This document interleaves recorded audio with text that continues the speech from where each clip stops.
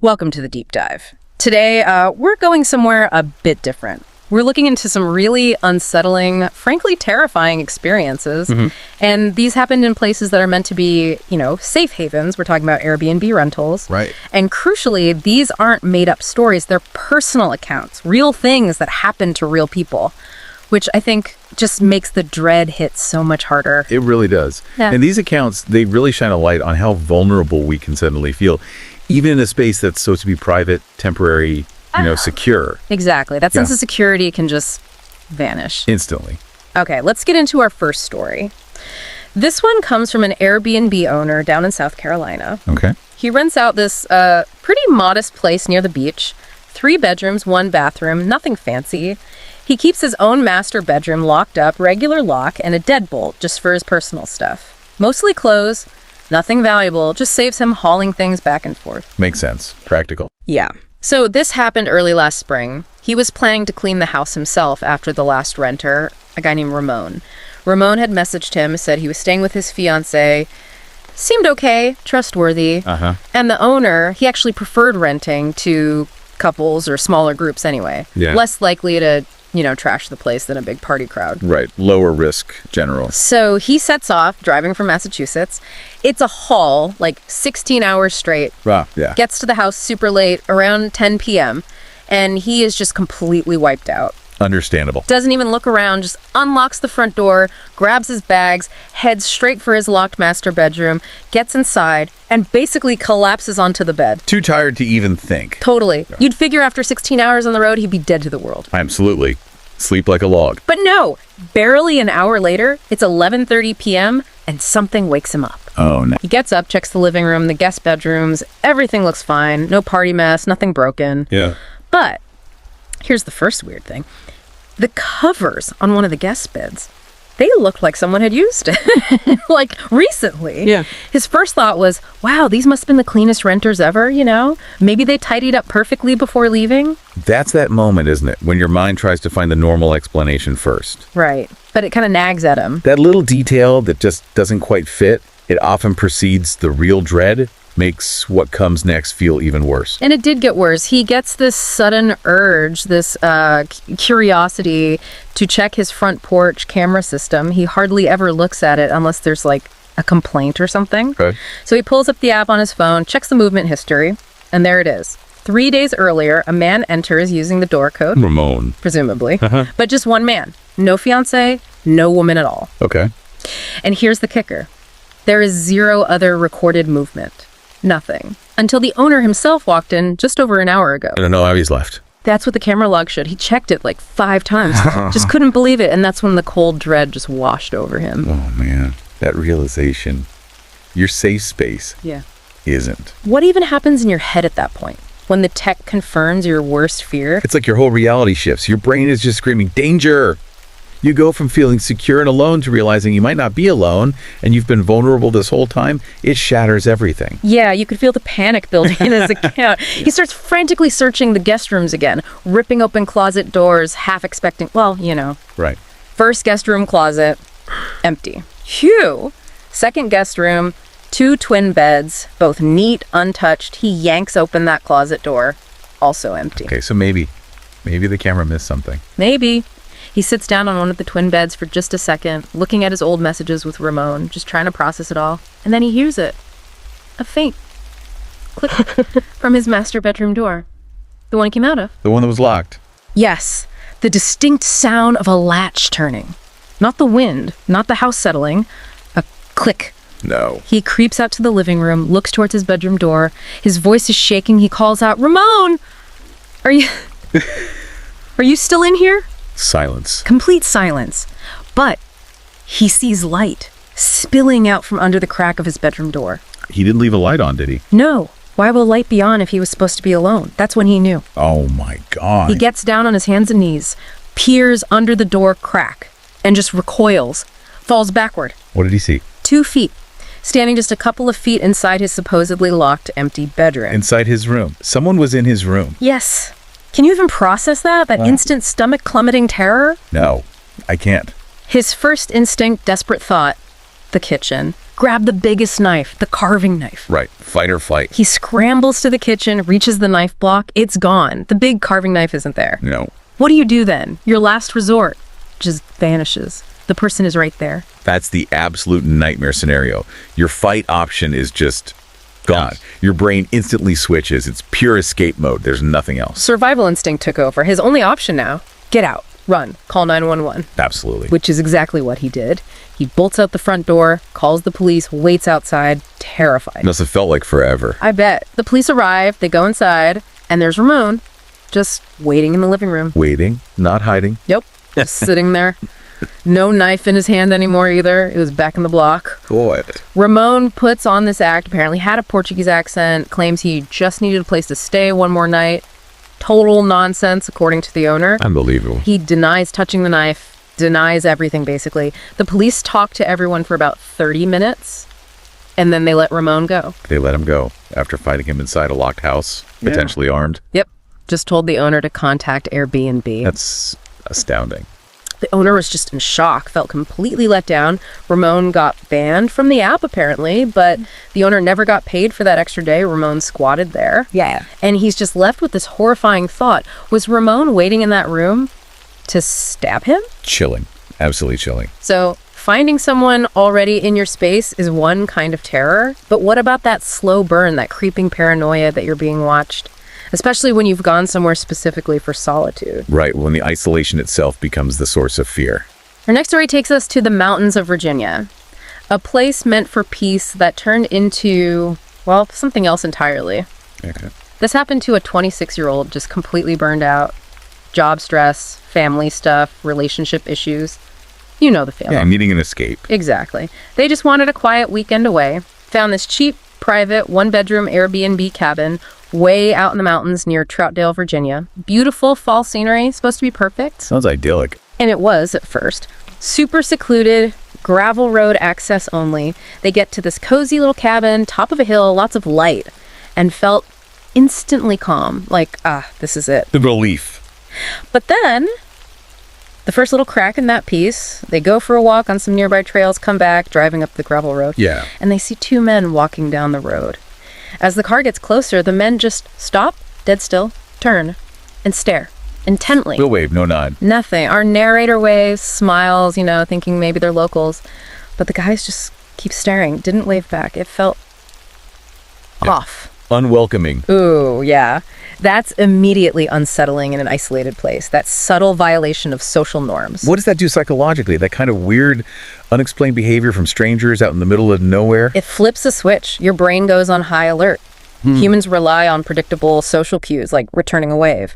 When that doesn't happen, especially somewhere remote, your threat detection system kicks in. You start wondering, why? What's wrong here? It instantly makes you feel more vulnerable. And it gets weirder.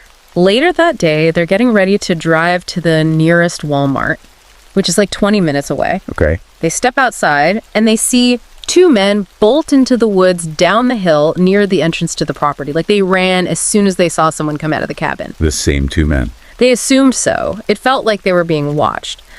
So caution kicks in. They grab their laptop, their backpack, and take it with them in the car, just in case. Smart move. Better safe than sorry. They message the owner about the men, and the owner just kind of dismisses it. Oh, nothing to worry about. Lots of teens hang around here. Maybe, but maybe not. Right. So they do the 20-minute drive to Walmart. By the time they drive back, it's pitch black. Mountain roads at night. Exactly. No street lights, no other houses nearby on those gravel roads. The only light is the car's headlights. Super creepy drive back up the hill to this little isolated cabin. Yeah, that approach alone would be unnerving. They get inside, lock the door immediately, feeling a bit on edge, and then, not long after, bam, all the lights cut out. Oh, come on. Plunged into darkness, except for the faint glow from the fireplace. Okay, that's terrifying. They message the owner again, like, the power's out. The owner messages back quickly, oh yeah, just check the main breaker. It's in the circuit box outside by the telephone pole near the back. Outside, in the pitch black, after seeing those guys? No way. That's exactly what they thought. Go outside now, into that darkness, after everything. That just elevates the fear to a whole new level. Darkness makes you feel so exposed. And combined with the earlier sightings, the thought of stepping out there is paralyzing. Total paralysis. They don't even reply to the owner. No way in hell are they going outside. The paranoia is just surging now. Why would the power just randomly go out? It feels targeted. Yeah, the timing is just too coincidental. And then they hear it. A creak. Floorboard creak. From the darkest corner of the room, over by the bathroom door. Oh, no. Please, no. They look over. And silhouetted by the dim fireplace light, there's a figure. Tall. Looming. Standing right there in the doorway. It's actually happened. The worst fear. Their worst fear, realize, someone is inside the cabin with them. What did they do? What happened? A voice comes out of the silhouette, soft but deep and really disturbing, tells them, stay calm, give me everything. Oh my God. They're terrified, can barely speak, but what else can you do? They hand over their money, the laptop, the backpack they'd thankfully brought back inside. Just comply. Yeah. Moments later, they hear the front door close. He just left. Apparently. They wait a bit, heart pounding, then quietly call 911, report the robbery. How long did it take for police to arrive? About 20 minutes, which feels like an eternity out there. Yeah. They tell the officer about the two guys they saw earlier, assuming they work together. Makes sense. But the officer basically just takes the report, says they'll, be on the lookout. Not much else they can do right then. Frustrating, but probably realistic for this situation. And the Airbnb owner initially seemed sympathetic, they said, but then refused to refund the trip. Well, after a robbery in their property. Yeah. Turned this detox weekend into literally the scariest experience of their life. And no refund. That's awful. And there's this lingering, unsettling feeling the victim has. They still suspect, just a little bit, that maybe the host was involved somehow. Because how did the intruder get in? Exactly. The entry was a complete mystery. No forced entry found. And not knowing how it happened, how does that impact someone long term? It leaves a deep psychological scar. Because you lose that fundamental sense of control and safety. If you don't know how the breach happened, you can't secure yourself against it happening again. Yeah. That mystery feeds paranoia, erodes trust. It can linger for years. Yeah, that unknown element is just terrifying. Okay, for our final story, we shift gears a bit. From intruders inside to, well, the chilling unknown that can lurk just outside in the wilderness. The fear of the unseen. This one involves a group of high school friends. They're celebrating graduation, renting an Airbnb up in Carroll, New Hampshire, right by the White Mountains National Forest Preserve. Okay, beautiful area, but remote. It's very remote. The group includes Alexis, Rob, his girlfriend Stephanie, and Kelly. When they arrive, the house looks fine, just like the pictures. But there's this shed next to it. Kind of old, shambling, seen better years, as they put it. They kind of joke about it, like, haha, maybe some crazy old guy lives in the shed. That's why the rent was so cheap. Laugh it off, Famous last words, maybe. Maybe. So, there's a weird thing with the bedrooms. The third bedroom, it has 2 doors that lead directly outside, and a clear view of that creaky old shed. Not ideal. One of the friends, Alexis, gets a bad vibe from it. Refuses to sleep there, says it feels wrong. She ends up sharing the pull-out couch in the living room instead. Good instinct, perhaps. Probably. So the first night, they're out on this huge deck the house has, stargazing. It's middle of nowhere, true silence, the kind where you can hear a pin drop. Yeah, that intense quiet. Suddenly, Kelly shushes everyone. Listen, she heard something. Faint crunching sounds, like leaves or twigs breaking. Okay. That's what they hope. But it sounds like it's approaching the deck, maybe just a few feet away. And it seems to be coming from the direction of... The shed. The shed. In that kind of dead silence, how does your brain even process unexpected sounds like that? Everything gets amplified. Your senses are cranked way up with no background noise. Every little rustle sounds huge. And your brain immediately jumps to threat assessment, especially in an unfamiliar, dark, remote place. Ambiguity quickly becomes scary. And it did get scary. The steps sound heavier now. The narrator catches Alexis's eye, pure fear. Oh boy. They quickly hustle the girls inside the cabin, lock all the doors. The narrator tries to rationalize, it's just an animal, maybe something took over the shed. Trying to calm everyone down. Logical explanation, but fear doesn't always listen to logic. Right. They eventually settle down, go to sleep, but probably not very peacefully. I would think so. The next day, Alexis, despite being freaked out the night before, suggests they check out the shed. In the daylight. Nothing bad happens in daylight, right? Uh-huh. Yeah. Famous last words, part 2. The narrator admits they really didn't want to go, but also didn't want Alexis thinking they were chicken. So they go. Okay, what's inside? First room, just an old rickety rocking chair, creepy enough on its own. Yeah. Then they go into the next room, rusted doorknob. Inside, it's got a dirt floor, windows caped with grime, trash everywhere, and a really strong smell of cigarette smoke. Cigarette smoke. That's specific. Yeah. And recent. Alexis points it out. It smells like someone's been smoking in there.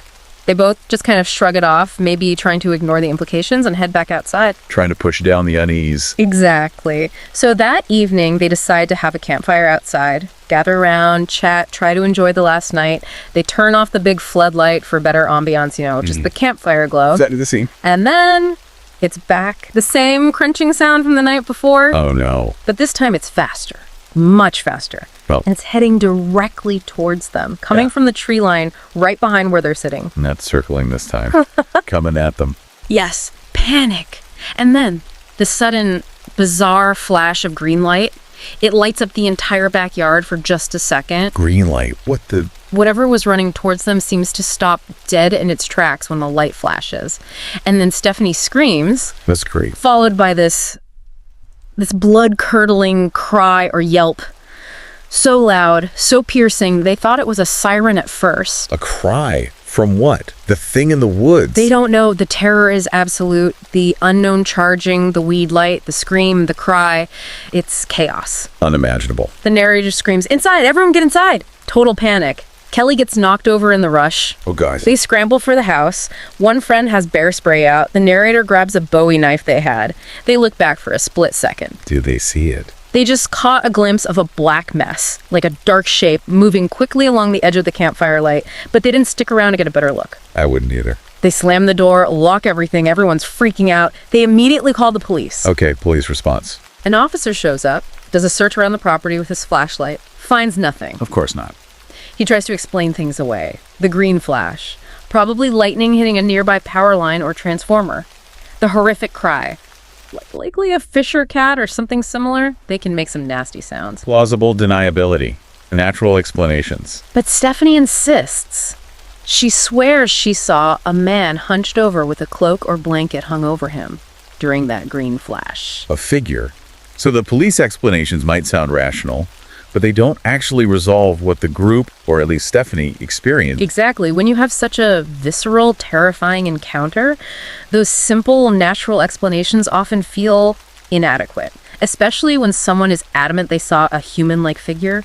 That uncertainty just lets the fear keep growing. It becomes folklore almost. The unexplained event. Absolutely. They were completely consumed by paranoia by this point, convinced someone or something was out there stalking them. They did not stay that last night. Packed up and left. I don't blame them one bit. And they haven't been back to the mountain since. Just left with that chilling question, who or what is really crawling around in those woods? Leaves you wondering.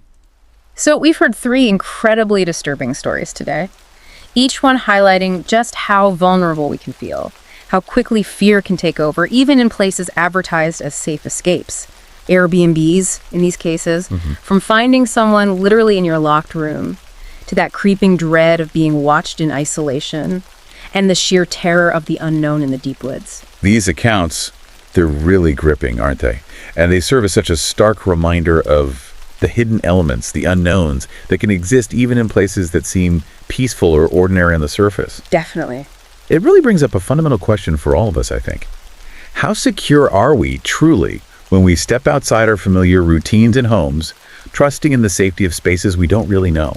That's the question that lingers, isn't it? Yeah. We hope these accounts, while chilling, have given you something to think about today. The real experiences underscoring that vulnerability we sometimes forget about. If you find these kinds of deep dives into real-life mysteries and unsettling stories compelling, please do like, share, and subscribe to our channel, Horror Docs. It helps us keep bringing you these narratives. Please do. Thanks so much for joining us on this deep dive tonight. Stay safe out there.